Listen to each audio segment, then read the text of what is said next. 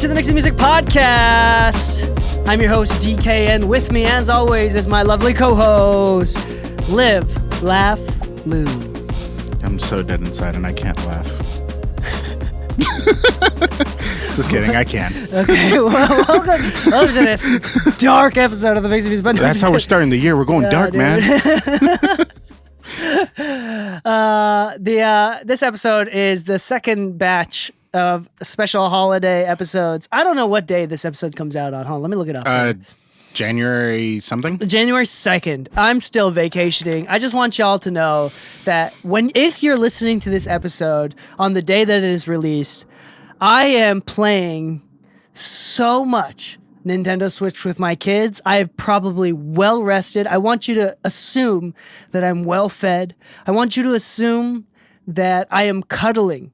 Like I'm competing to be the #1 cuddling championship. Also assume that he's like fully ripped and has a 6-pack. Just do it. You don't have to assume. That is true. All right. But if you haven't thought about it, you can assume. Anyway, so this holiday season, imagine me with a 6-pack in your dreams. And a Santa's beard. And a Santa's beard and hat. There you go. That's your New Year's. Here to give you presents. All right. The gift of mixing tutorials. It's a good day. We're goofy on these special episodes. Today's the New Year episodes. We do this every year, and we're going to talk about goals. I usually like to take the time to actually methodically and thoughtfully write goals out on a whiteboard that I hang on my wall. Because I can see my goals, let's first start off with the goals that I had this year and talk about those. And talk about the type of how I feel about them, how I accomplished them or didn't, and then talk about goals that I'm planning on writing down for next year. Is that cool? Yeah. Or do you want to go first with goals? Is it okay if I go? I don't mind either way. Cool, I'll just go because we've already started. This is how it happens, folks. All right, so I think the #1 goal of mine was to do at least one YouTube video a week. Guess what? We did it. Editing, I missed last week, shoot. But I did it this year. I think there's like 50 plus episodes this year. I said run a marathon. You did it? I did that thrice. And I stayed fit. Oh, that was the real goal, was to stay fit. Especially because I was turning 30 this year. Yeah. So I was like, I can't. You old bitch. Yeah. I want to enter my 30s with a 6-pack. And indeed I did. Good. And but okay, anyway, finish content with Kyoko.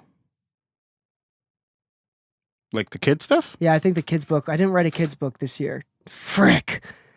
Oh, I didn't write a kids book this year. Did it come out? Oh, it came out for Christmas last year? Yeah. Save a specific amount of money, which we did. And then the last one was a bonus goal, which was go skydiving, which I did not do. Yeah. But that was a bonus goal. I added that one later. I feel really good about this year. I feel like, more importantly, there's a lot of things that aren't on that list that I accomplished. I feel like through weekly therapy, through intensive self-care and continued persistence in the pursuit of happiness, I feel like I actually I'm learning to be happy and okay with myself this year.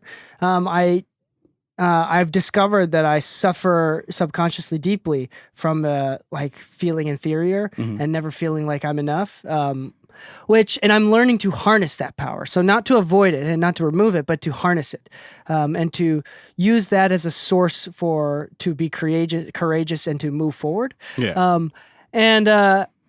And acknowledge it, to be okay with it, basically. And I'm learning that, and I think I'm actually really coming a long way. That's something that I didn't write down on my goal, but I think that's the thing that I'm most proud of. Honestly, running a marathon was cool, but that's only cool for a day or two. It's mostly I like that I became the type of person who can train to run a marathon. Yeah. I think the idea behind okay, I ran the marathon, that was cool. I think it's just more a confirmation of what you're doing, if anything. You know what I mean? It's okay, I hit this metric, and now you're kind of thinking, well, now that metric's done, it's either I move on to the next metric or what? What is the current point? Yeah, exactly. It's got to be more than just a singular metric.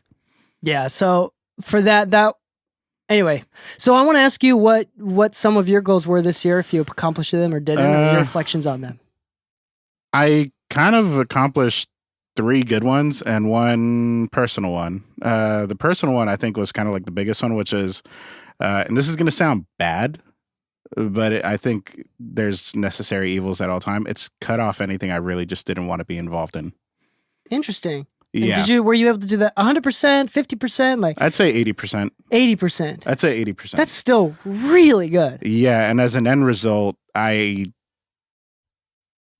without saying numbers, I've hit my biggest year in the last 14 years of doing this. Interesting, because usually people fear, they don't want to do that because they fear that they will lose a ton of money, right? I had opportunities through relationships that I built with people that I actually did enjoy working with that, were fruitful opportunities that were presented. You know what I mean? And I had the choice at some point this year to either continue in the path that I was or take a leap of faith. And I chose the leap of faith. Have you ever heard the notion, and I think this one is mentioned in Superman, of all movies, how do I know if I can trust you? And sometimes it's a matter of a leap of faith, not necessarily having inherent trust already built. Sometimes hitting your goals means you have to take a leap of faith, even if you were to hit your face flat on the ground. Yeah. And I took that leap of faith. Nice. Congrats, man. That's a big deal. Yeah. Even small things, even like 1% better is still better. Is still huge. So it's like the fact that you feel like you were able to eradicate 80% and feel a significant increase. Yeah. That's awesome. That is actually really cool. Yeah, but what is it? It's the 80-20 rule. 80% of our work is actually only 20% of our end product, and 20% of our work is actually 80% of our income. Yeah, that's right. That's right. Yeah, so eliminating that 80%, I feel like, is almost like the 100% overall. Yeah. You know what I mean? So, but yeah, no. As far as like other goals that were in comparison, I feel easier to hit was honestly like going to the gym 4 days a week for a year straight. Did you start going to the gym last year? I started August 2021. Oh, so it's been a few years now. No. 2 years. It's been a couple years. So maybe it was 2022 then. It was 2022 then. Because I did go earlier in the year in 2022, and I went consistently for like 4 months. And then I stopped going, and, Anna kept going. And I didn't. So she kept going. She kept doing cardio like 5 days a week, right? And I'm just kind of sitting there at home, and I'm like thinking like, damn, I'm a piece of shit. I stopped going to the gym. And don't get me wrong, everybody has that thought when they're like, they set a goal, they start, they're doing well, and then all of a sudden they stop, right? And, I got asked, like, why do you keep paying the gym membership if you're not going to go? I'm like, it's kind of a punishment to myself kind of thing. Like, I should really go, or else I'm just wasting money. And at a certain point, I was like, okay, I'm going to start going. I'm going to be consistent about it. And that was about like August 2022. And since then, I have had my longest streak of going no matter what, even if I don't want to go. Yeah. Yeah, it's just more about like and I think I told you the reasoning why. The reason wasn't to go to the gym. The reason wasn't to make the money worth it. I set a goal that had more to do with myself than it did the metric. And I think that's ultimately what made it work, which is, and I think I told you before, the reason I go to the gym is not because I want to look fit or have a six pack or anything. I do like the end results, but the end results are not what I'm after. And it's the only thing that's going to keep me motivated, because as soon as I assign a metric to it, I'm not motivated anymore, because I know I can hit any goal I set. The goal I had was to feel a lot more self-respect for myself, because I can't ask anybody to respect me if I can't respect myself enough to take care of myself. So the goal I actually hit was consistency. There you go. If you can tell, we are fans of James Clear, the book Atomic Habits. Yeah. Both winners and losers have the same goals. I love that quote. It's about habits, it's about sustainable change. Yeah. Even from the research, research psychology studied by Alfred Adler, talks about feeling inferior, the self, like the ideals of oneself, how you can't conform, and how everybody has to sacrifice. Mm-hmm. You can recede into the misery of the safe zone, right? The comfort zone, or you can choose to be okay with discomfort and be courageous, right? This is something that I've been touching on the last couple episodes. Be courageous enough to move forward and to choose your sacrifice. Everybody has to sacrifice, so might as well do it on purpose. It's not about working out. It never has been about working out. It's never been about running or running faster. Those are like tertiary, not even secondary, but tertiary objectives of mine. When I run, number one reason is to feel like I'm in control again. It's to prove to myself on a regular basis that I am in control, and what I can control is enough. And most of life is things that I can't control, but as long as I'm doing the things that I can't control, I'm doing them the way that I think should be right. And I'm using the feeling of inferiority as that insecurity and inferiority as a way to encourage self-improvement. Like, that's the secondary goal is to be fit. Yeah. The first goal is mental health. The secondary goal is to be fit. The tertiary goal is to be fit. The second, whatever. Okay, I messed it up. Whatever. But the point is, it's not about getting fit. I love that. Yeah, it has nothing to do with it. In fact, I have many times proven to myself where the people that I was taught by, I've been able to match or surpass, even without having to match their body type. There you go. So it's incredibly important to, and especially with what we do, music, and this is something that we brought up a little bit last episode, it's all about sustainability and outliving all of our competitors. Like, I'm serious about that. Like, as much as that's funny, that's like dead serious. Yeah. You need, in order to stay in this industry and to do better in this industry, you have to invest long term. Yeah. And in order to do that, we heavily focus on preservation of self. Yeah, preservation of self, choosing sustainable actions, right? Yeah. And sustainable habits. I think that as we come into the new year, first off, I want to preface with this, a little bit of tangent here. In psychology, usually a change in setting is the best way to reorganize the mind and to reprioritize. Yep. So, for example, if you feel really stuck, moving is a great way to free it up, and the brain for some reason is unable to, like, for example, when I moved to LA, I was able to stop biting my nails. That's something I've never been able to do. But as soon as I moved, I was able to break a lot of bad habits. Yeah. And every time I move, I'm able to, like, okay, refocus and not feel stuck. It's like, this is an opportunity for me to do better. One of the specific examples that I read that from also talks about why New Year's is so good, is that people have resolutions and they feel, for some reason, all it's just a new day. It's the same fucking miserable cold day, January 1st, you know, unless you're in Australia, it's a warm day. Okay, but,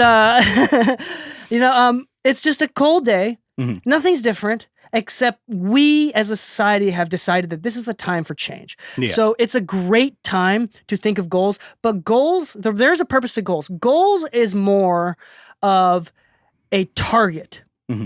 I want to be like this. The real way to self-improve is through changes in your behavior, changes in your actions, or in not a bad way, but to change what you idealize, like what you find ideal, like for self-improvement, right? So it's like, I don't, like, maybe last year, like, I need to be a marathon runner. And then this year you're like, no, that desire is actually unhealthy. Maybe I'm just okay to run every once in a while. Yeah. Like, honestly speaking, like, one of the things that kind of helped me this year, remember, so like the exercise factor for me wasn't about any metrics, any physical physique or anything. And the funny thing is, even if you don't notice it, even if you're like, well, isn't a loose goal kind of a bad idea?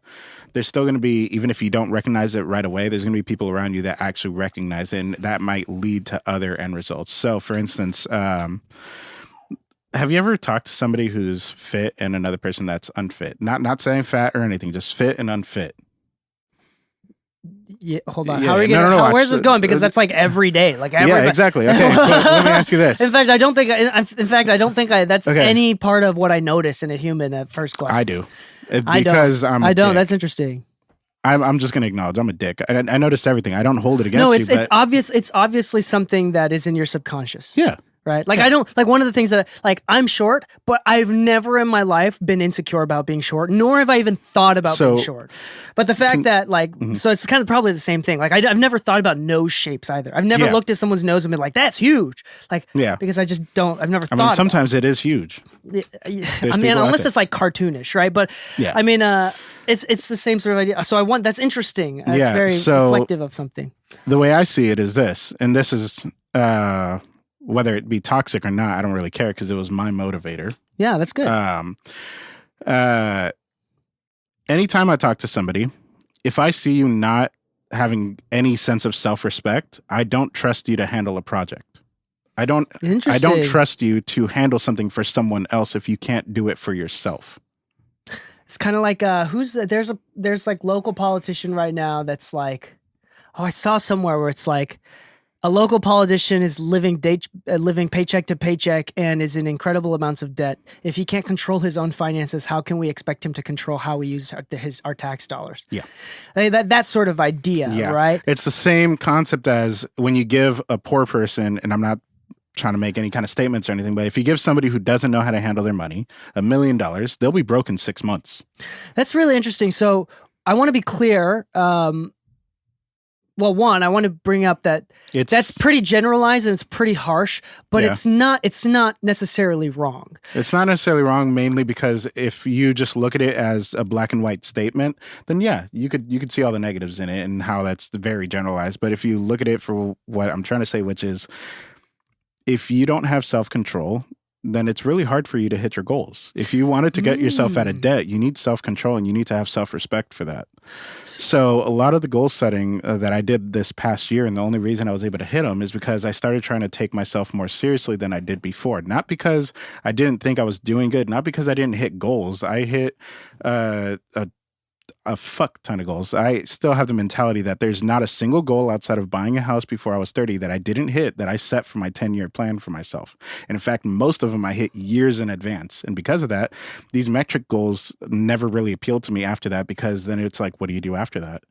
So you have to set a goal that actually is something where you're looking to become a person, not be somebody who has a thing. If you want a Ferrari, you have to become the type of person that owns a Ferrari, not somebody who owns a Ferrari. Anybody can own a Ferrari and still be in massive debt, and you can also own a Ferrari and not be in debt. But the difference is the type of person. Yeah, we talk about that a lot on this episode. It's not about owning the Ferrari. It's about being the type.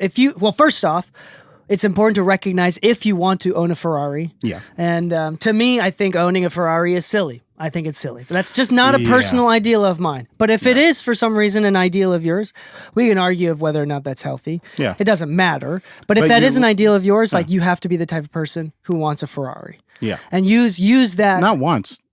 Can. Yeah. So using that, and this is just on my mind again, listening to learning a lot about Adler here, like using that feeling of inferiority, insecurity as a motivator to grow. So like you said, you feel that way, so you use that as a motivation to... Yeah, if I look at other people like that, why can't I hold myself accountable for the same reason? If I'm looking at somebody and saying, hey, intern, you want a new opportunity, but yet I still see you fucking around all day long.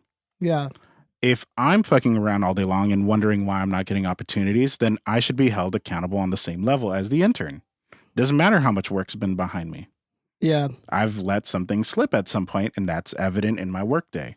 So if you set a goal to run a marathon, then you need to be the person that trains for a marathon and actually puts in the work, actually understands the mechanics of a marathon and what you need to be prepared to handle, and actually put it to practice. It's not enough to read about it and learn about it. Now you have to be about it and do it. So there's only so much reading and learning that you can do for something as simple as running. So you look at a mechanic, his hands are dirty, and he says, I can change your oil. And then you look at another mechanic, his hands are perfectly clean, but he doesn't actually have a shop of his own. He's pretty new. Who do you let change your oil? Yeah, that's easy. Yeah. But so if I were to see somebody who actually dresses themselves well, is clean, they're groomed, they dress themselves properly, and they seem to have their business in order. And then there's somebody who's kind of running around chaotic. They're always frantic because of all the work that they have. They have a lot of work, sure, but they seem frantic. It's like, I kind of trust the person that kind of is better composed right now. Yeah. This is super interesting. I feel like this specifically is more of a reflection of something happening inside Lu. Oh no, that totally is. Yeah. So as long as we're opening about that, then I'm Yeah. willing to continue this conversation, because what we're not doing is generalizing anybody that's out of shape or anything like that. No. It's No, not this is that. saying this is It's saying if you that- want to hit a goal, you have to work on yourself. Yeah. And that generalization is true. Yeah. And it's really interesting where I'm all about personal responsibility, because here's two opposing realities that you have to decide between. It's not black and white. It's not a binary option. You don't have 0 or 1, right? You got two different things, but you have to choose between these two realities to a certain degree, right? You got one reality, which is your life is determined by your past. If you've been abused by your parents, if you've been hurt by someone, if you whatever, and that is the reason why you are this, and you are anxious, antisocial, you're just a dummy, right? Whatever. Or there's the other reality that you can choose to accept, and this one is much more hard, and this just even talking about this reality pisses people off, is the other reality that you can choose is that your past does not at all determine what your current present, that your anger, your frustration, your anxiety is all just a decision that you're making to prove that the past is working. Yeah. And in order to let go, so again, this is a concept where power follows the blame finger.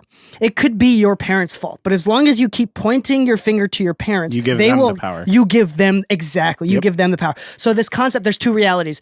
Are you going to play the victim, which is awesome, it feels great if you feel, and this is it from the words, this is from the studies of, I'm generalizing here from the psychological studies of Alfred Adler, who is colleagues of Freud and Carl Jung.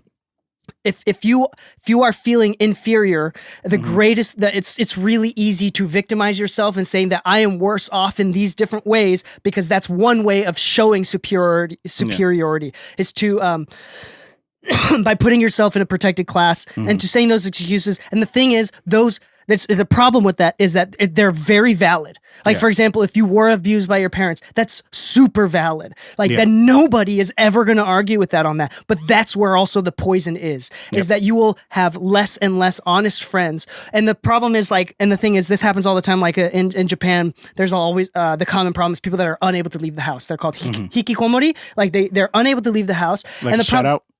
Yeah, like a shut-in, yeah. So like this happens all the time where like this is specific example from the book, the courage to be disliked. This is a real example that often happening in Japan. The problem with this is that if you allow, like if I have a son that's a hikikomori, that is a shut-in, and because they're shut in, obviously the natural reaction is for me to care a lot and to give him special attention and care, right? So my son, who has Down syndrome, I could take that as a negative way and give him special attention and care. Well, he can't change his situation, so it's a little bit different. But this hikikomori, right? Like if my other son was a hikikomori, then what that does is that it makes it more difficult for them to leave the house, because if they start becoming normal and fixing their own issues, then they will no longer get the special attention that they've been wanting. Yeah. You know what I'm saying? Yeah. So it's like it's this cyclical, deep and dark thing that you cannot do to get over. So with Kyo it doesn't make sense because you can't just fix Down syndrome. Yeah. But that was a bad example. But I mean, this is sorry, I don't mean to. Let me finish the thought here. Like, so the reason why I bring this up is because if both realities, if you can choose, like if neither is necessarily 100% correct, if you had to choose one, which one is more optimistic? Which one gives you the power and you the choice? And although that is fucking terrifying to most people, the one that is more hopeful, the one that can help you and motivate you to become a better person to yourself, to your family, and to those around you, is the one where you take responsibility for your actions and you choose to point the blame finger within, and you allow yourself the room, the love, the compassion to recognize those feelings, those inferior feelings, and use that to then slowly and surely build habits to power you forward. And anyway, that's just something that I really love. It's not about that choosing your sacrifice is right. This is the right way to do it. It's not about that. Both are correct. But this side is significantly more optimistic. So if you are hearing this and you're like really struggling, start small, even if that means waking up on time. Even if you can't wake up on time, but you can start making your bed. If you start taking off your shoes, whatever you feel like you need to do. Everybody's ideals are different, right? But to articulate your personal ideals and to slowly and surely kind of go through exposure therapy and just slowly and surely taking a little bit of medicine at a time, just a little bit, confronting yourself. And as you are, the longer you are brutally honest with yourself, and as David Goggins would say, like, check yourself in the honesty mirror, or whatever he calls it. And use that as motivation to do better, not as a way to give yourself an excuse to feel worse.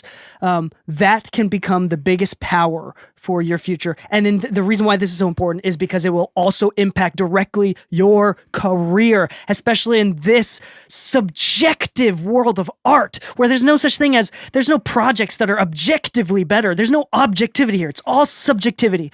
And how many Grammys are given to things you've never heard of? Boom.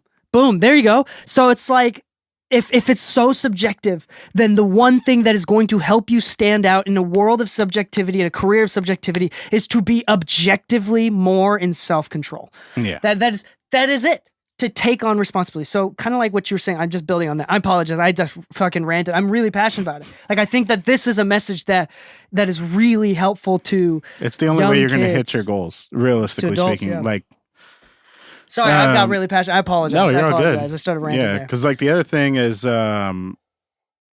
we talked about this on the last episode about like, hey, take time to be with your family and stuff. Part of my goals this year was to spend time more at home.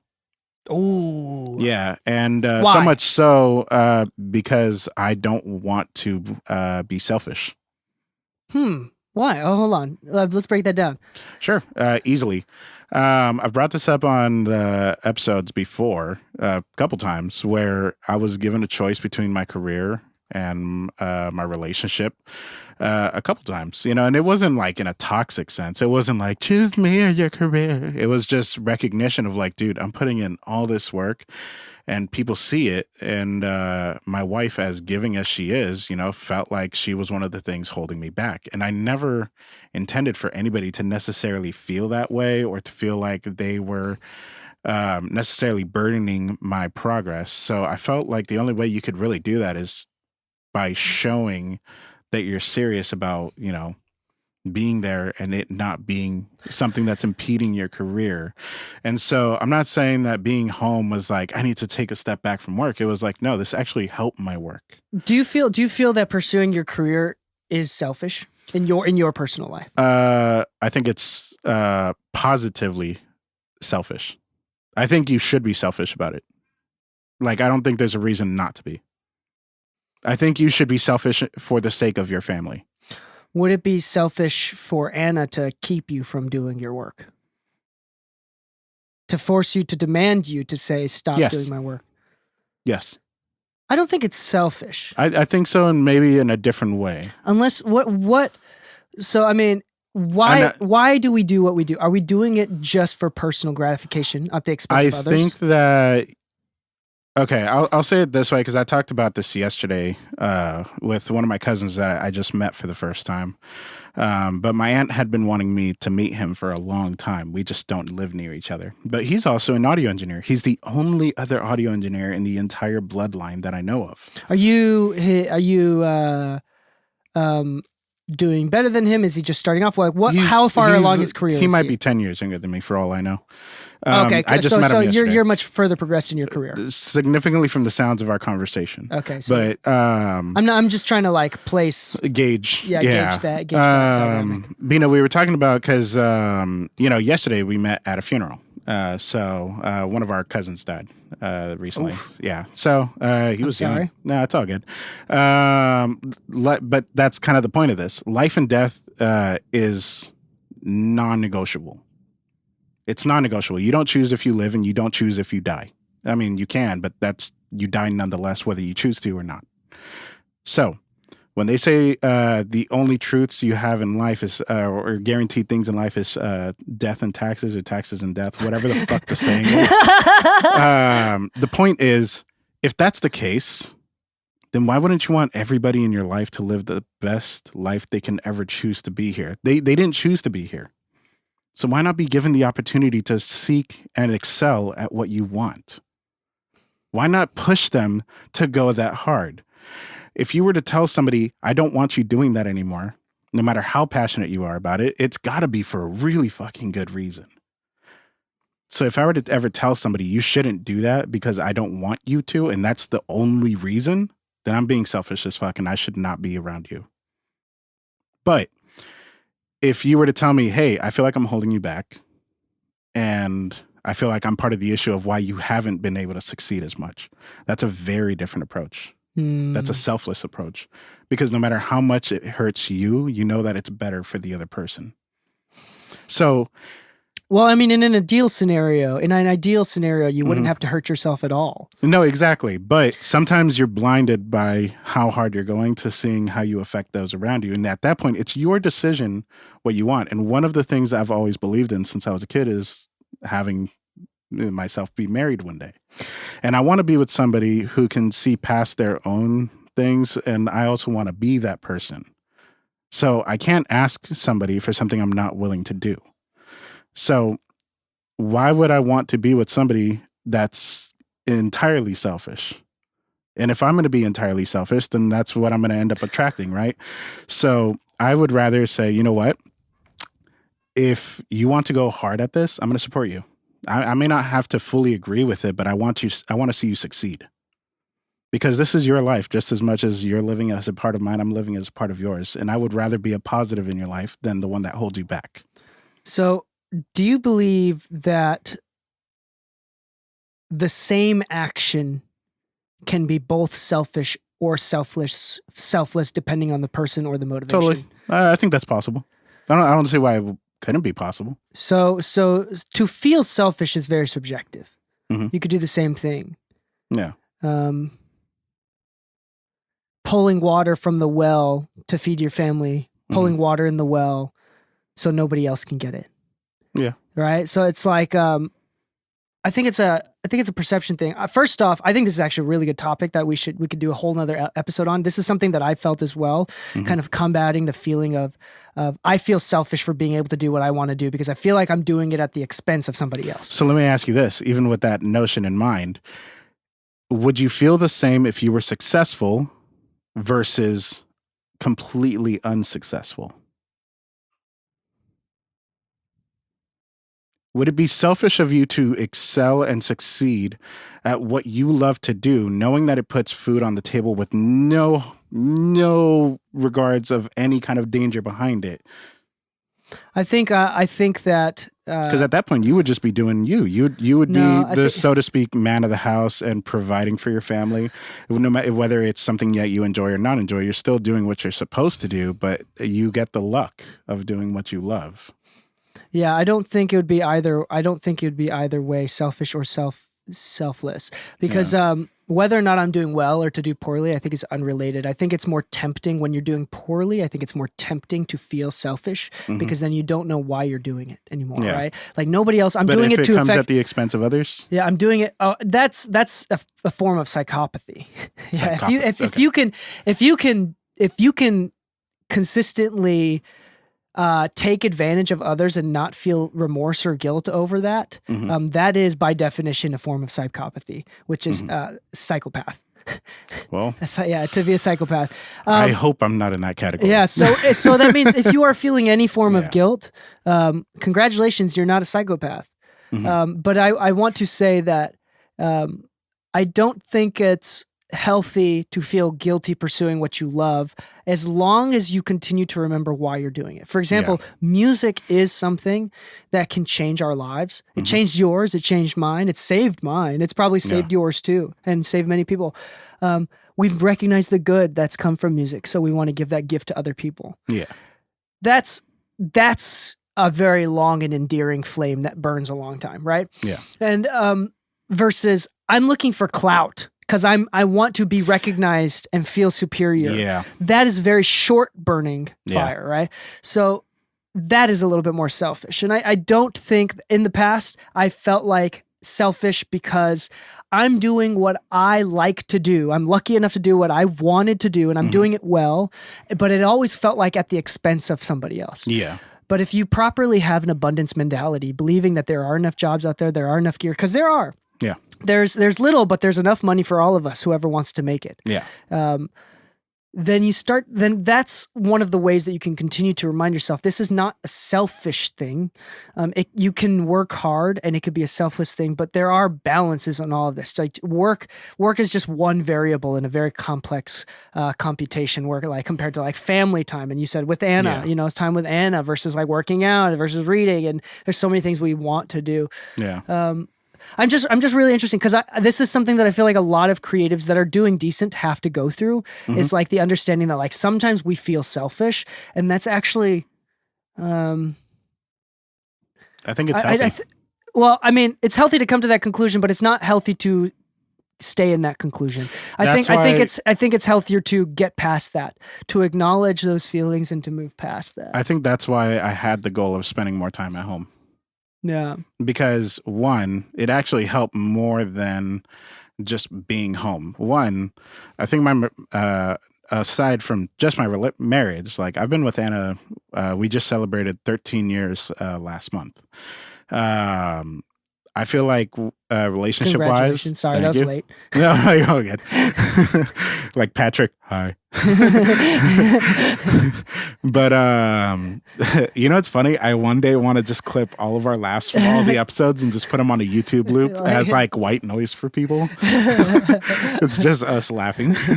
But it's given me the opportunity to not only just spend much more time last year than I have, I would say, a few of years of our relationship in combination, because I dedicated myself so much to my work that it became a topic of whether continuing was beneficial or not, because of that, right? So I worked so hard, I didn't really spend that much time at home, and it became like a stress point. But in the last year, it's the polar opposite. It's actually become our strength. We go to the gym together 4 days a week. We now started adding cardio recently.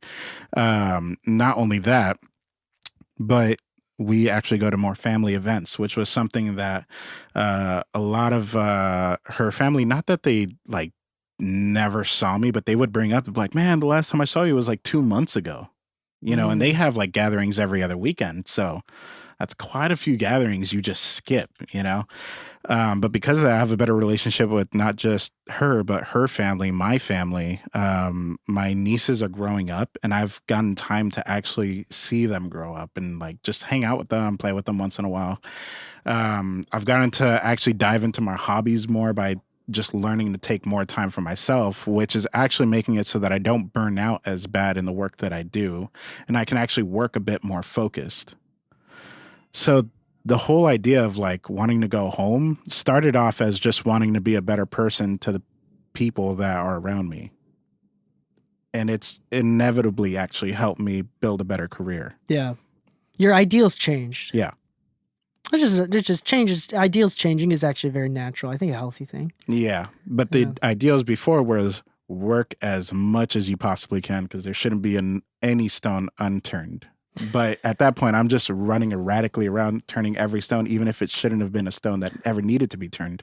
I think you and I are very similar in that sense, where it's like we both are the type of people to like they say aim before you shoot. Yeah. Where we shoot like 30, 100 times before we aim once. Yeah. And then we figure out which shot was the best. We just get better at those random shots over time. Or we eventually, after shooting 100 shots, we figure out, oh, this technique was the one that worked the best for us. And we go back to it. Yeah. I think that's very similar. I think that's very natural. I think it's a very healthy thing. I think the big thing that's been on my mind recently is just the idea of coping. We all have things that we need to cope with, and it's whether or not like to cope with it from a healthy perspective is always good. To find motivation is always good. I think it's strange, nor is it important or desirable to be happy 100% of the time with no feelings of insecurity. Yeah. I think that is not natural. That's not normal. That's not how we were made from even a genetic level. I would say insecurities is what motivates. Yeah. I mean, if you natural selection, right? Yeah. And I mean, this book, Indistractable, I mean, you read because you read this book. Yeah. It talks about how our genetic code is not made to be happy because happiness does not make us have more children. We do not evolve from happiness. Yeah. Because if we were to pass, like, the things that made us have more children was worry, and things that advanced our population was worry and anxiety, these things that are very natural to us. So, again, the purpose from a very animalistic point of view is like our purpose is to generate more DNA, clones of our DNA, right? So it's like, I think that people forget, like, we're not meant to be happy. That doesn't mean you can't be happy. And that means you do have to work on it. Maybe that'll change. Who knows? Like in the past couple centuries, we've focused on few centuries, maybe even the last millennia, we focused on trying to be happy. And maybe happier people are having more children now. So eventually happiness does become something in our genetic code in thousands of years. Didn't we talk about this like a couple episodes ago about like how even the people at the highest position, the people that seemingly are succeeding the most are also some of the most stressed out people because they're taking on more and in the hopes of succeeding more. Yeah, there's the idea, the concept that people that are hyper successful have three things: insane amounts of impulse control. This is from Alex. Freak, I forgot his name. Alex something. Anyway, Toomey. No, not Alex Toomey. Yeah, we'll just say Alex Toomey. Falsely quote him. But the idea that every hyper successful, not successful, but hyper successful person has three things in common: is extreme impulse control, being able to hold off on what they want now in order to get what they want later. Delayed gratification. Delayed gratification to the extreme. Extreme amounts of insecurity, like just totally, they don't think that they're doing enough. They don't think that they're doing enough at all.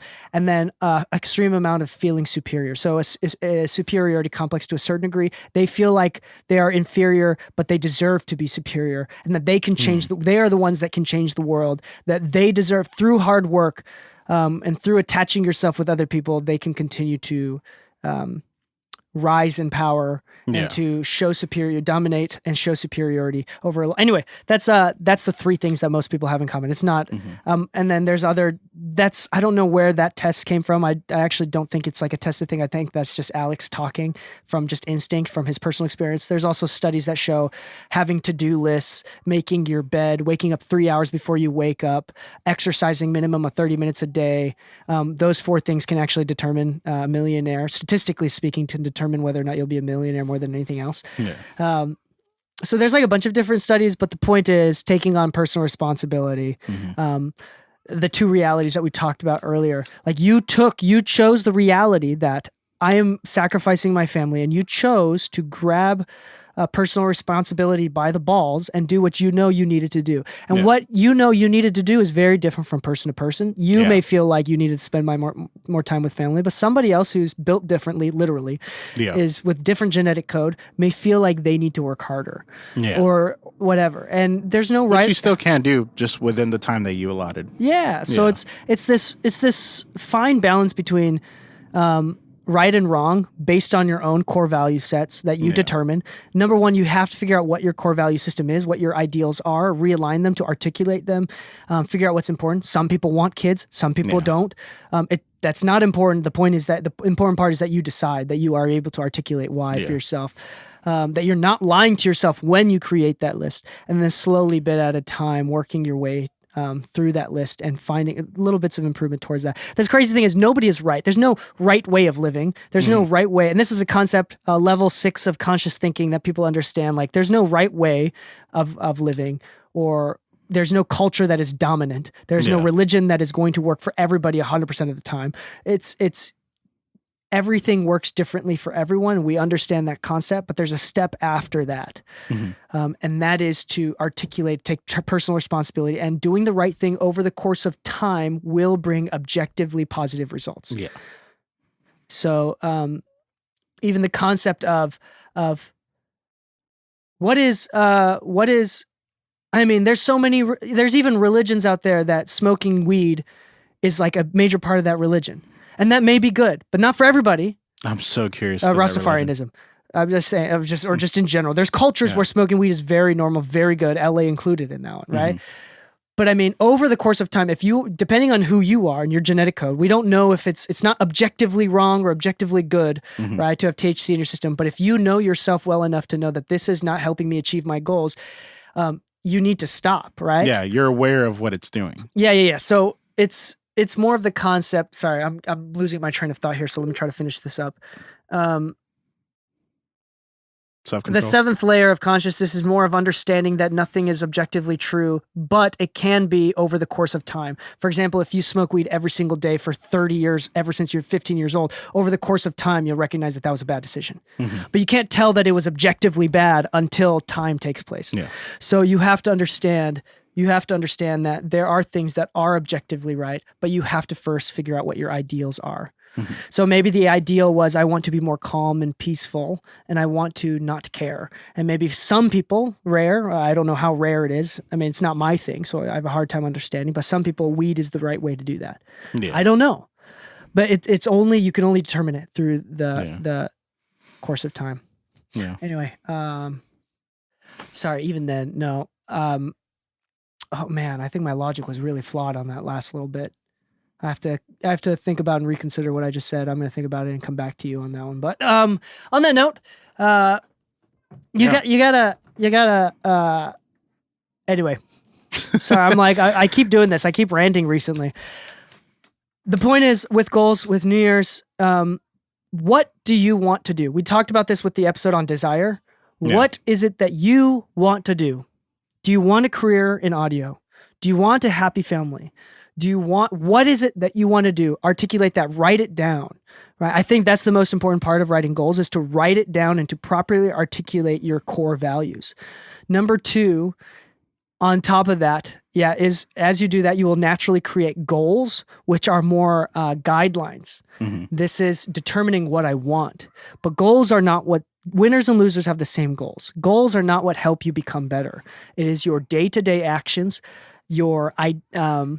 the changes in your behavior, the sacrifice that it takes to go through the mist of discomfort for self-improvement, and to have the courage to step away from, I keep saying this, because it's so profound to me, having the courage to step away from the misery of the comfort zone. Yeah. So that is just something that we continue to push. We will continue to teach. We're all wrong, but this is the way that I choose to be wrong. And I think that that's important. And you need to, important part is we're all wrong. So you as the listener, whoever this is, you need to choose the way that you want to be wrong. I know that's going to fly over some people, but I promise you, just take a moment to think about it. Yeah. Yeah. There's no right way to raise a child. Every child is different. There's no right way to live. There's no right way of anything. I mean, there's a right way to consume water. Yeah. But it is also not right to forever believe that you have to decide for yourself what is right. That's the next level. In a world where nothing is objectively right, you yourself have to choose what is right. Yeah. A lot of people fall into the notion of like, well, I was raised this way, so this is kind of culture for us. It's like, cool, but you could choose your culture the same way you could choose your family. It's all right. And that takes time, and that takes coping and dealing with yourself, and potentially years of therapy, which I always highly recommend for whoever. And on that, this has ended up being, I don't know. I feel like this was... It's more of an episode talking about the importance of focusing on yourself when it comes to goals. It's not about the end number. It's not about the material. It's not about anything that you have to wear during. It's literally about self. If you want to hit your goals this year, one of the things I can suggest, which kind of helped me out, was create an avatar. An avatar that you actually see of yourself, and then an avatar of the one that you actually want to be. And it explained what it is that the other avatar is. You can put a Ferrari if you'd like, but you have to explain what it is that's going to get you there. And you have to be more focused, not on the end result, but more on what the progression is. If the avatar you created is somebody who's fit, and somebody who's fit goes to the gym 4 days a week, your goal is not to be fit. Your goal is to go to the gym 4 days a week. Even if it's for 30 minutes the first day and the second day and the third day, just the consistency of showing up. You can expand over time, but you have to break down who it is you're trying to be and what that person does on a day-to-day basis and match that. Yeah. Lou, is there anything else that you want to say before the end of this? I think I can't wait for the end of this year. Yeah. At the end of 2024 specifically. Oh, really? Yeah. How come? Because I look forward to whoever I become. Ooh, that was sweet. That was very sweet. Fuck you. That's one part that's not going to change. Always breaking the modes. I do hope that we're all wrong. We're all stupid. I'm very stupid as well. We're all kind of... Sorry. Sometimes I feel stupid. I am not stupid. Sometimes I feel stupid. And the thing is, the point of this, all of this, is not to assert dominance, to assert any sort of power. To prove yourself as cool. Yeah, literally what we want for this is for y'all to leave this episode feeling very empowered to continue to pursue what you originally thought was right. Yeah. We hope you find the courage to continue to do that. And we hope that we are able to empower you to work hard, to do what is right, and metaphorically to make your bed in the morning. Yeah. Whatever that means to you, right?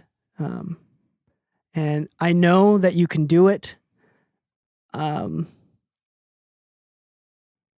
in a mood recently where like I have this weird amount of, I'm very optimistic again recently. That's good. And I think that recognize that the power has always been within you is so strong.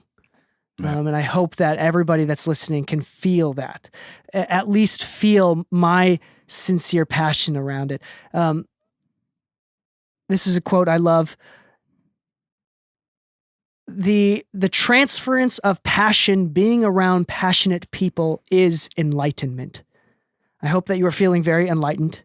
Oh, yeah. I hope that we've been able to help you in some way, and we are excited to spend another year, another 52 episodes minimum of this weekly free stuff, plus the two other episodes that we release every single week through mixingmusicpodcast.com/exclusive with the exclusive episodes. We hope that we will thank you for another beautiful 2023, and we hope to spend another beautiful year with you from your lovely hosts, Dee Kei and Lu. And on that note, happy mixing, my friends, and stay saucy. Happy New Year's.